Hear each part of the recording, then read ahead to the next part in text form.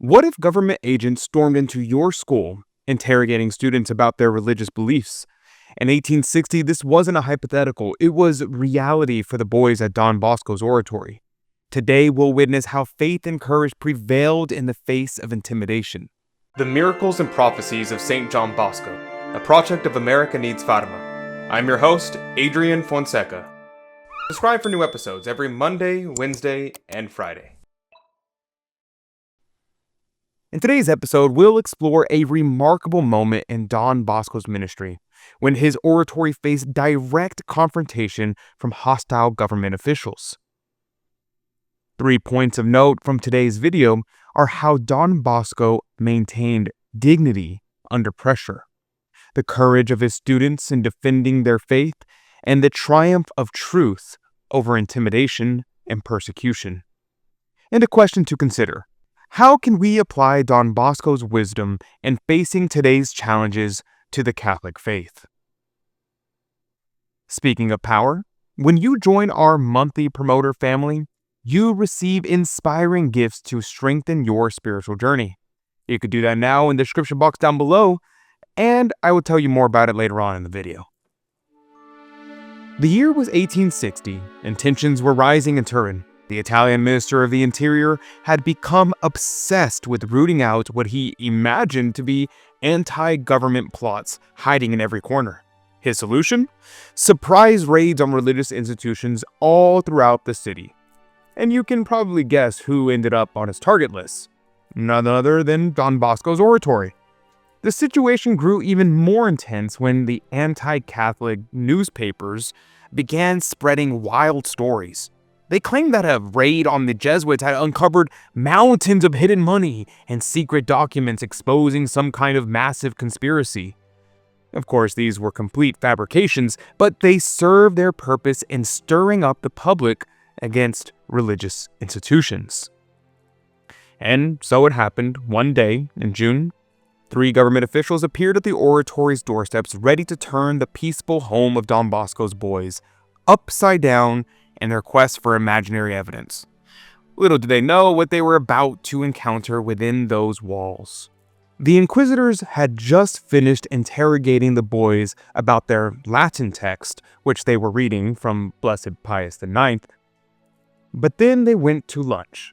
So while all the oratory was having lunch, the inquisitors, accompanied by Don Bosco, went about the house looking for the imaginary proof of an anti-government conspiracy. Every corner and closet was thoroughly searched.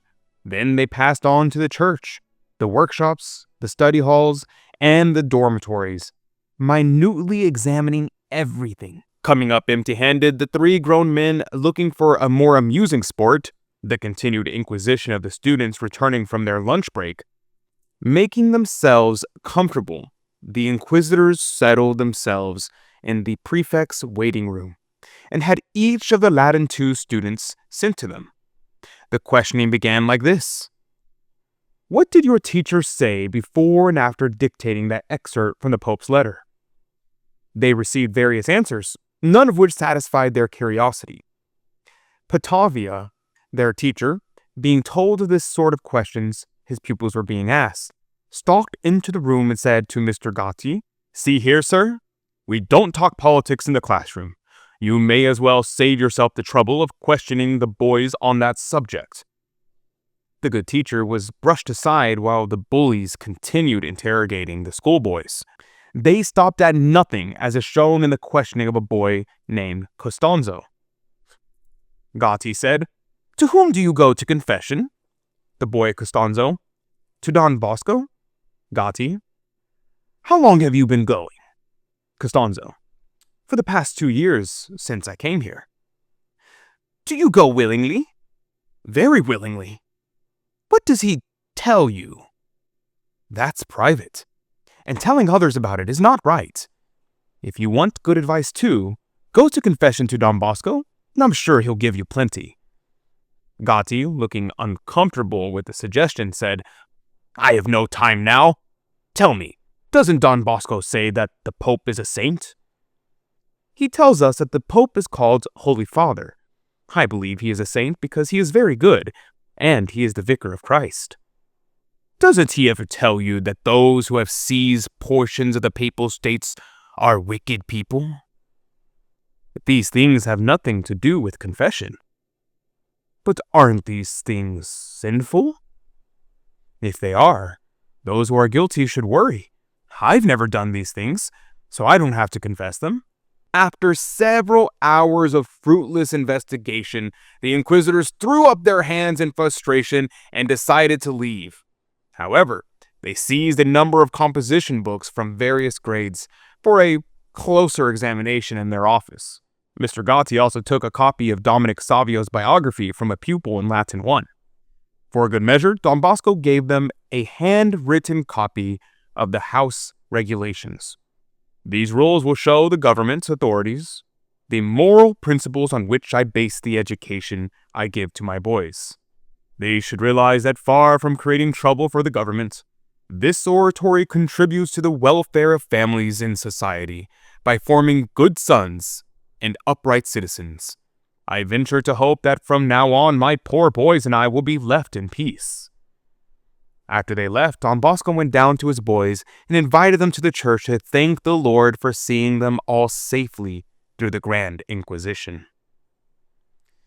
Don Bosco's courage in the face of persecution continues to inspire us today. And as we face our own challenges to religious persecution, wouldn't you like to learn more from this remarkable saint's wisdom and example? Step into St. John Bosco's world. Our monthly promoters don't just learn about Don Bosco, they live his legacy.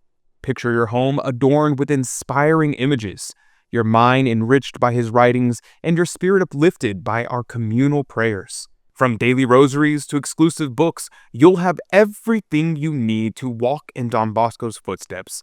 Imagine starting your day with his wisdom, facing challenges with his courage, and ending your nights in our shared prayers.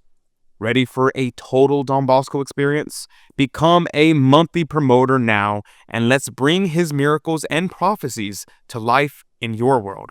The link is in the description box down below right now. What happened at the oratory that day shows us something remarkable about standing firm in our faith.